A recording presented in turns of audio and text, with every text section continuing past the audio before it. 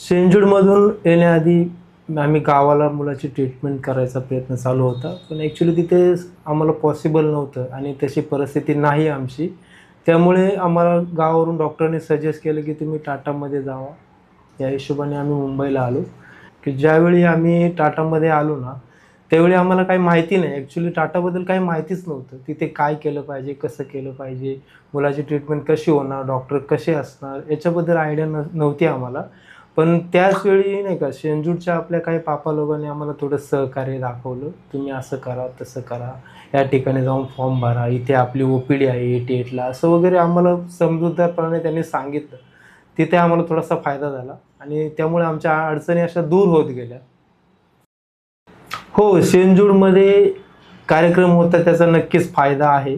मुलासाठी म्हणा किंवा आमच्या पण दळणवळणामध्ये बराचसा फायदा आहे. कारण या गोष्टीचा आम्हाला सवय नाही मुळात. आम्ही काम आणि घर याच्यामध्येच गुंतलेलो आहे. पण ह्या गोष्टीमुळे थोडासा आमचा पण माइंड चेंज झाला. सेंट ॲक्टिव्हिटी पण होते. मुलांना शिकवलं पण जातं, लेक्चर घेतले जातात. मॅथ्स, सायन्सचे, बुद्धिबळाचं पण लेक्चर घेतलं जातं आणि मम्मी लोकांना बास्केट शिकवतात.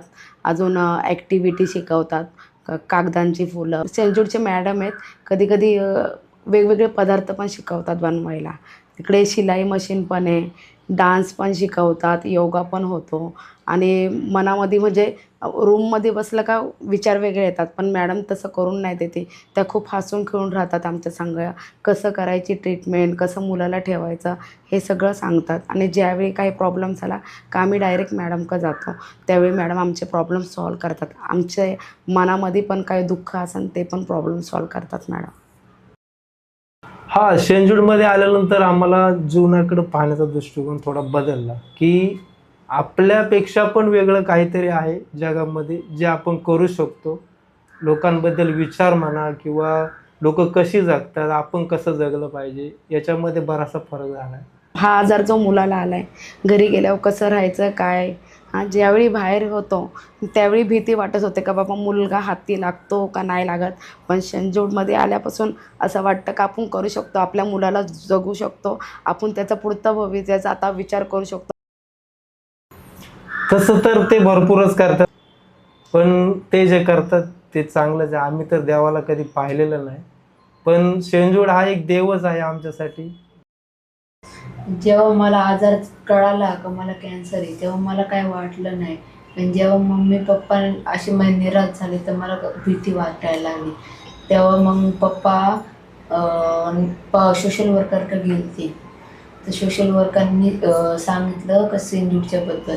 मग तेव्हा इकडं आलो. आम्ही 1 महिना राहिलो. मग नंतर 1 महिन्यामध्ये लेक्चर होतात, ॲक्टिव्हिटी होतात. त्याच्यामध्ये लेक्चर होतात ते मला खूप आवडतात. Science, maths, English. ते ठीक आहे. 1 महिना आम्ही इथं राहिलो. त्याच्यानंतर मला असं वाटायला लागलं हे आपलं घरच आहे. जेव्हा मी कधी म्हणजे टाईम ट्रीटमेंट झाली ना हॉस्पिटलचं, सगळ्यात पहिलं माझ्या तोंडात शब्द येतो चला शेंजूरला. तर त्यामुळे मला हा माझं घरच वाटतं.